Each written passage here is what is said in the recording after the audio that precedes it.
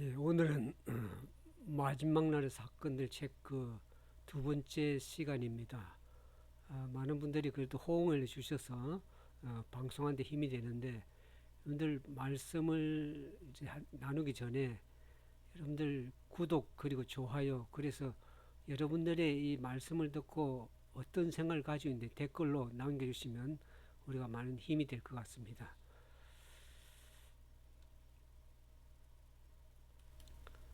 예, 오늘은 그 마지막 날 사건, 지난주에 이어서 15페이지 있는 말씀을 가지고 함께 상고해 보길 원합니다.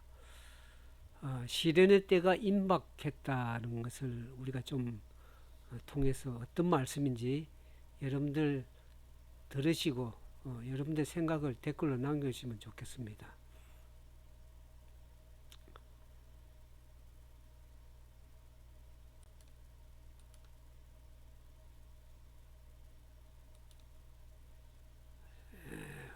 왜 우리가 이제 많은 시련들을 환란들을 겪고 있습니다. 특별히 마지막이 가까울수록 더욱 더 증가될 환란의 때가 매우 가까이 다가오고 있다. 우리가 과거에도 많은 작은 환란들이 있었습니다. 그러나 우리가 이제 이 마지막이 점차적으로 가까울수록 환란들이 더욱더 증가가 된다는 것이죠.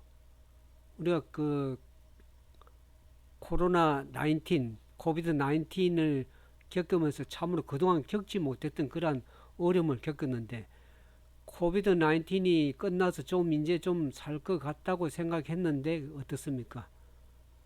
여러 가지 이념 분쟁이, 그것이 하나의 이념 전쟁으로 번져지고, 그 다음에 그것이 어떻게 하면 더욱더 무역 전쟁, 지금은 낭비할 시간이 없다. 세상은 전쟁의 정신에 휩싸여 있다는 것. 오늘 보면 사람의 나의 편이 아니면 모든 사람들이 내 생각과 다르면 다 적으로 생각을 하고 있는 것입니다. 그래서 사상 또는 이념이 다르다고 해서 분쟁으로 가다가 결국 그 분쟁이 전쟁으로 가는 겁니다. 특별히 이제 SNS나 이 소셜 미디어가 많이 특히 이제 그 증가가 돼서 많은 정보들이 너무나 많이 알려지고, 뭐 그동안 몰랐던 이야기들, 사건들이 점차 더 알게 되니까 더욱더 분쟁의 정신으로 더 업그레이드, 사람들이 감정이 격해진다 그럴까요? 그런 것입니다. 그래서 무역을 함으로써 나라가 서로가 도움을 받는 그런 상태에서 이제는 무역 전쟁으로 번지다가, 무역 전쟁에서 지금 어떻습니까? 또 미국의 트럼프 대통령을 통해서 관세 정책을 쓰면 관세 정쟁이 되어 버렸습니다. 그 지금은 그냥 어떻게 하면 서바이벌 살아남을 것인가, 그게 더 중요하게 돼요. 그래서 지금은 낭비할 시간이 없다는 것은 결국 우리가 이 환란에 증가되는, 이 환란이 점차적으로 증가가 될 것인데, 거기에서 서바이벌 살아남지 않으면 도태되거나 멸망당하는 것입니다. 그러니까 이 환란의 때에는 어떻게 우리가 지혜를 가지고 살아남을 것인가 하는 것이 중요하기 때문에 낭비할 시간이 없다는 것이죠. 온통 세상은, 지금 미국도 그렇습니다. 자국 내에 있는 사람들이 있어도, 시민권을 가지고 있어도 안전하지가 못하다는 것이죠. 법규를 어기거나 잘못하면 추방당하거나 쫓겨나는 그런 시대가 되어버렸습니다. 미국 많은 사람들이 이제 미국은 좀 안전할까 생각하지만 미국 내에서도 분규가 일어나기 때문에 그것을 정부가 억제하기 위해서 이번에 그 트럼프 대통령, 미국 정부가 800명의 장성급들 다 모아서 이 사람들에게 정신 상태를 준비시켰잖아요. 전쟁 상태에 돌입했다는 것이죠. 그러니까 이 세상은 온통, 한국도 마찬가지고 다른 국가들도 마찬가지고 다 전쟁의 정신으로 휩싸여, 점차적으로 더 휩싸여 간다는 것이죠.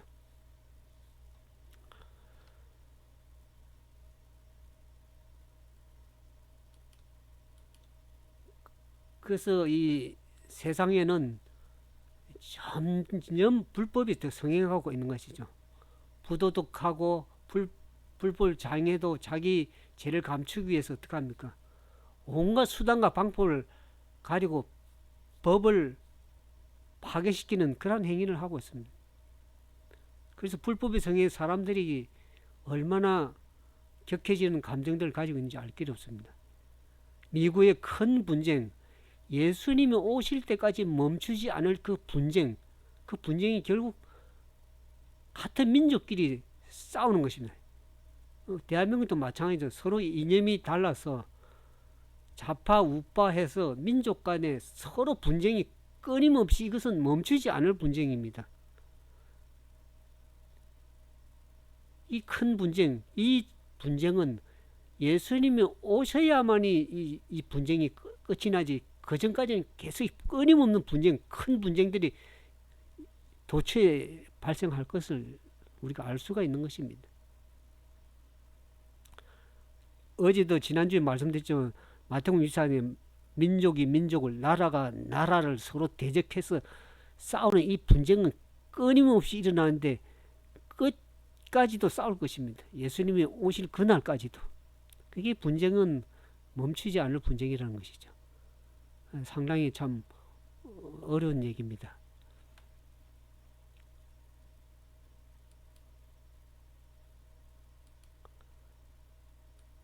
근데 우리는 환란의 때 바로 경계선에 서 있다는 것을 생각해야 됩니다. 거의 상상도 할 수 없는 난국들이 우리 앞에 놓여 있습니다. 코비드 19은 시작이었습니다. 진짜 거의 우리가 경험해 보지 못했던, 상상해 못한 그 환란이 어느 정도의 환란이냐면, 우리가 성경에는 정확하게 그것을 얘기를 하고 있습니다. 다니엘서 12장 1절에는 개국 이후로 없었던, 그때까지 없었던 큰 환란을 얘기를 하고 있습니다. 그 환란 때 우리 앞에 닥쳐와 있다는 것입니다. 그래서 우리가 낭비할 시간이 없는 것이죠. 우리가 어떻게 하면 이 환란에서 서바이벌, 살아남을 것인 그런 지혜가 필요한 것입니다. 그 지혜를 세상에서는 얻을 수가 없습니다. 하나님의 말씀에 다니엘서는 마지막 때까지 봉함하라 그 말이지만, 책이었지만 계시록에 가면 그게 다 펼쳐지는 얘기다. 그 환란이 어떤 환란인지를 잘 설명을 해놨고 있습니다. 근데 우리는 여기 졸고 있는 처녀들과 같다 그랬습니다. 졸고 있는 처녀가 성경에 어디 나오냐면 마태복음 25장에 보면 달란트 비유가 나오고 새 비유가 나옵니다. 마지막 때 하나님의 백성들이 어떻게 살아야 될지를 세 가지 비유로 잘 설명해 놨습니다. 달란트 비유, 그 다음에 열처녀의 비유, 양과 염소의 비유, 그 세 비유를 통해서 하나님의 백성들은 지혜롭다고 하는 그 백성들은 어떻게 사는 것이 진정으로 살아남을 길인지를 잘 설명을 해놓고 있습니다. 근데 이게 처녀라는 것은 그들이 하나님 말씀대로 살아간다고 하는 자들입니다. 근데 우리가 열처녀의 마태복음 1장에 보는 것처럼 그 열처녀의 5처녀는 미련한 처녀고 나머지 5처녀는 슬기로운 처녀라고 그랬습니다. 근데 미련한 처녀든 슬기로운 처녀든 마지막 때가 되면은 다 졸며 잘세라는 그 표현을 하지 않습니다. 다 졸고 있는 거예요. 때가 가까이 우리 앞에 환란이 일어났는데도 정신 못 차리고 그냥 살아간다 하는 것은 동일하다는 것이죠. 그래서 우리가 깨어야 하며 주 예수께서 당신의 영원한 팔로 우리를 안아 우리 앞에 놓인 시련의 때를 통과해 주시도록 간구해야 되는 것입니다. 힘드니까 이렇게 환란이 닥쳐오니까 우리가 그냥 사는 것이 아니라 우리 힘으로는 이걸 해결해 낼 수가 없습니다. 제가 한국에 이 유튜브 하는 분들 보니까 한국이 이제는 정부가 백성들을 보호하고 나라를 부강하고 안전하게 지켜야 될 그 정부가 오히려 백성들을 힘들게 하고 나라를 망친다는 그 얘기를 하면서 대한민국으로서 해결할 수 없기 때문에 미국의 트럼프의 도움을 받기를 원하더라고요. 미국이 한국에 개입해서 나라를 좀 더 바르게 잡아줬으면 좋겠다 하는 그 생각을 가지고 있더라고요. 그걸 보면서 우리가 앞으로 닥칠 이 환란은 우리 스스로의 힘으로, 인간의 힘으로 해결할 수 없는 것입니다. 전능하신 그 하나님께서 이 위기를, 이 환란을 극복하게 하지 아니하시면 인간으로서는 도저히 할 수 없는 분쟁 가운데, 전쟁 가운데 휩싸여서 해결할 수 없기 때문에 하나님의 도움이 필요하다는 생각을 제가 믿음 가진 사람은 생각할 수밖에 없는 것입니다. 그러니까 우리가 깨어있다는 건 뭡니까? 마지막 때 어떻게 서바이벌 살아남은 그 지혜를 구하면서 주 예수님께서 이 시련들을 잘 통과할 수 있도록 그분의 도우심을 간구해야 될 때라는 것이죠. 그렇지 않고는 우리가 이 환란의 때를 통과할 수가 없습니다.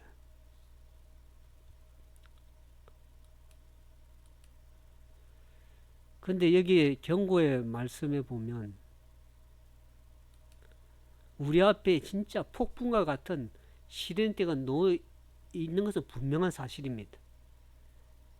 환란도 더욱더 증가될 것이고, 미국도 지난번 며칠 전에 트럼프 얘기 이제 그 전쟁, 국가적인 어떤 평화가 아니라 이제 전쟁에 돌입된 상황을 얘기를 하면서 이 핵 무기가 20분의 1밖에 지금 다른 나라들은 그것밖에 안 된다는 것이죠. 미국은 엄청난 핵무기를 가지고 있기 때문에 지난번 이란도 숙대밭을 만들었죠. 하마스도 72시간 내에 스스로 물러가거나 항복하지 않으면 살아남을 수 없게 숙대밭을 만든다는 경고를 하는 것입니다. 참 시련대가 우리 앞에 너무나 닥쳐 있습니다. 한 문제를 해결하려고 하면 또 이제 살만하면 어떻게 하면 경제가 힘들어지고 전쟁이 일어나고 분쟁하고 도저히 살아남을 수 없어. 이제는 어떻게 합니까? 각자 도생. 그 한국에는 보면 이제는 각자 도생 알아서 살아라는 거지. 그래서 저 이제 주변에 이제 제 주변에는 제가 미국에 있기 때문에 파키스탄이나 또 네팔 애들을 많이 주변에 사람들이 소수민들 봅니다. 그들은 그 나라가 너무나 힘들어서 못 살아서 미국으로 들어와 가지고 투잡을 뛰면서 그 돈을 벌써 그 나라에 자기 나라의 가족들에게 다 돈을 보냅니다. 그래서 살도록 하는데 국가가 국민들을 보호를, 자국민을 보호를 못하고 국가가 너무 힘드니까 국민들이 다 흩어져서 주로 미국으로 많이 오거나, 또 한국도 보면 이제 하도 세금을 많이 텍스를 붙이니까 텍스가 없는 중동국가 사우디아라비아나 그다음에 영국이나 미국이나 이런 나라를 다 분산해서 이제 떠나는 시대가 되어버렸습니다. 각자의 삶을 위해서, 살아남기 위해서, 그야말로 서바이벌 하기 위해서. 그런 시련의 때가 우리 앞에 지금 너무나 참 많은 이 경제적인 문제, 또 이제 이런 무역 전쟁뿐만 아니라 이제 관세 전쟁뿐만 아니라 그것이 물리적인 전쟁으로까지 번져질 그런 위기까지 놓여 있다고.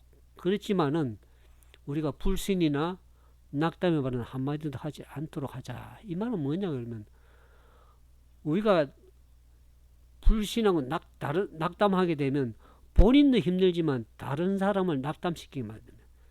믿음을 가지고 진짜 살아보려고 하는 그 사람들에게도 불신의 정신을 심어져 가지고 믿음도 갖지 못하게 하고 용기를 꺾게 해서 더 안 그래도 힘드는데 더 힘들게 만들 수가 있다는 것이죠. 그러니까 우리가 우리 앞에 여러 가지 시련이 있는 것을 성경은 어떻게 하면 살아남을까 얘기하지만 우리가 이런 혹시 낙담의 말보다는 어떻게 합니까? 이 문제를 보다 더 크신, 이 문제를 해결하실 수 있는 전능하신 하나님께, 예수님께, 그분에게 이 위기를 잘 넘어가고 시련을, 환란을 극복할 수 있도록 하도록 간구하는 그러한 정신을 더 갖는 것이 필요하다는 것입니다. 그 같은 참으로 사람마다 보면은 다 시련들을 겪고 있습니다. 제 주변에 보면 건강이 나빠져서 얼마나 고통당하는 사람. 요즘에는 건강도 건강이지만 약을 쓰면 약의 부작용 때문에 죽는 사람도 많습니다. 약도 잘 가려서 드시고 여러분들의 마음과 정신이 병들지 않도록 좀 믿음을 가지면 더 좋겠다. 그런 생각도 해봅니다. 참으로 세상에 약으로 고칠 수 없는 무서운 이런 환란이 오기 때문에 이것에 살아남기 위해서는 우리가 믿음이 아니고는 도저히 극복할 수 없는 시대가 되어버렸습니다. 아무쪼 여러분들 삶 속에 참으로 이 시련이 있지만 용기를 가지시고 특히 믿음을 가지면 더 좋겠다. 그런 생각입니다. 그래서 여러분들 마음을 참으로 병들지 않도록 세상을 살아가면서 지혜를 가지고 살아갈 수 있도록 그런 지혜로운 삶이 되기를 진정으로 바라면서 말씀을 마치도록 하겠습니다. 감사합니다.